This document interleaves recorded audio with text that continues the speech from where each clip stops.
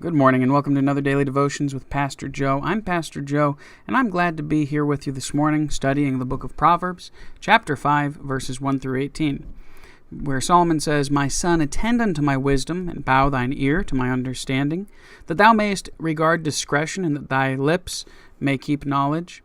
For the lips of a strange woman drop as an honeycomb, and her mouth is smoother than oil. But her end is bitter as wormwood, sharp as a two-edged sword.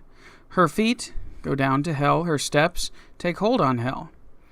Lest thou shouldst ponder the path of life, her ways are moveable, that thou canst not know them. Hear me now, therefore, O ye children, and depart not from the words of my mouth. Remove thy way far from her, and come not nigh the door of her house. Lest thou give thine honor unto others, and thy years unto the cruel. Lest strangers be filled with thy wealth, and thy labors be in the house of a stranger. And thou mourn at the last when thy flesh and thy body are consumed, and say, How have I hated instruction, and my heart despised reproof? And have not obeyed the voice of my teachers, nor inclined mine ear to them that instructed me. I am almost in all evil in the midst of the congregation and assembly. Drink waters out of thine own cistern, and running waters out of thine own well. Lest thy fountain be dispersed abroad, let thy fountain be dispersed abroad, and rivers of water in the streets. Let them be only thine, and not strangers with thee. Let thy fountain be blessed, and rejoice with the wife of thy youth." And so, this proverb is focused entirely, or almost entirely, on the relationship between you and your spouse. And this relationship is a very important one. It's one that needs to be kept very carefully and with, as he says, great discretion. Regard discretion. Keep your lips with knowledge, and don't deal with the lips of strangers and strange women. So he has a lot of very poetical and very descriptive discussions here, and the way he says things are very descriptive.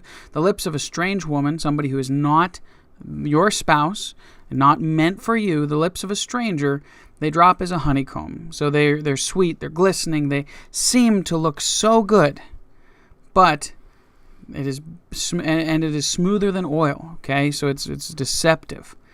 But the end is wormwood, bitter, sharp like a two-edged sword. It has no good conclusion. It's always ending in bitterness and destruction.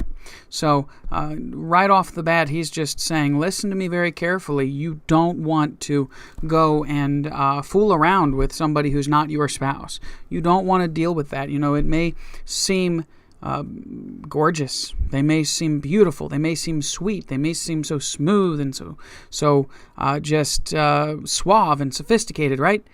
But the end is bitter as wormwood, sharp like a two-edged sword. There's no good side that you can hold on to.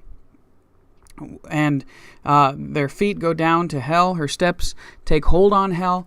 Lest thou shouldst ponder the path of life, her ways are moveable. Thou canst not know them. There's no way to know what her way really is in life. And somebody who would fool around with someone who they shouldn't isn't somebody you can trust. And that's we've talked about that in the past when we've seen somebody who's been divorced and remarried. They leave somebody to find somebody else, okay? So I'm not talking certain circumstances, but I'm talking if spouse A leaves spouse B for another person, why does that other person think that spouse A is going to be faithful to them? That's the question I always ask whenever I see that happening, because it makes no sense to think that. There's no way you can know their way. There's no way you can know, because they're movable. You can't ponder the paths of life. You're not going to know where you're going to go in life when you begin to mess with these people, because you just can't know what their motives are. You can't know for sure whether you can trust them or not, because after all, they've already made the vows with one person. If they go to make new vows with you, new promises to you, can you really trust them when those promises they're making to you are them breaking the vows they had with someone else?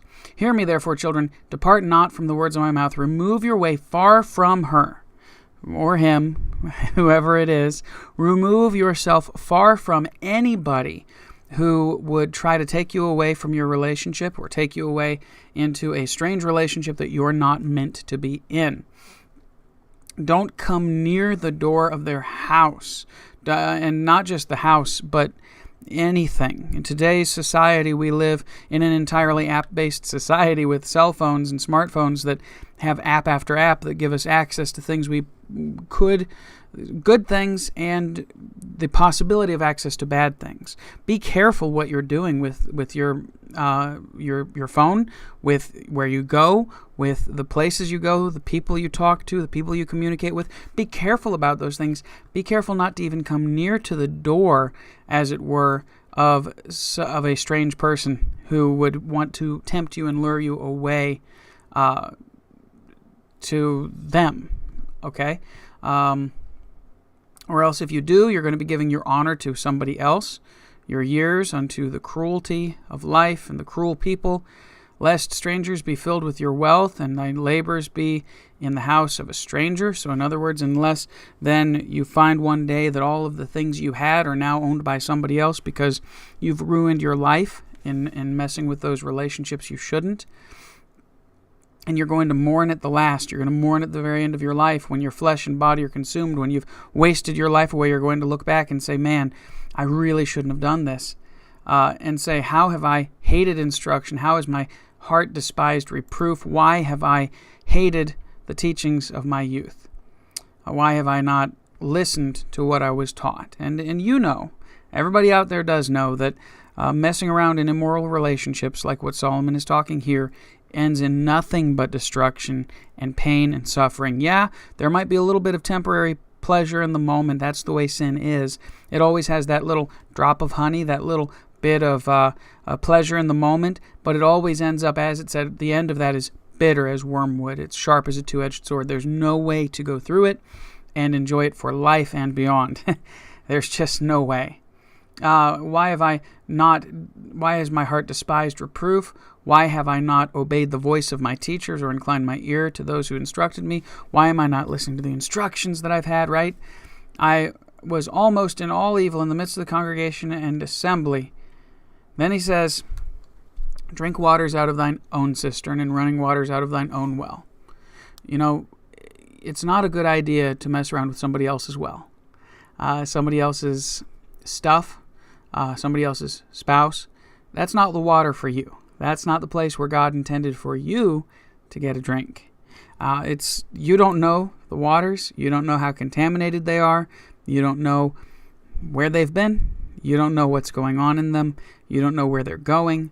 You don't know how they're going to go through you. So drink out of your own cistern, out of your own well. Take and enjoy your own spouse, not somebody else's.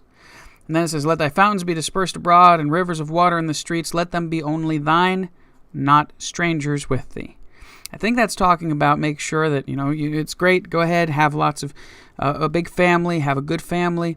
Let them be a family that spreads out and is just a big family.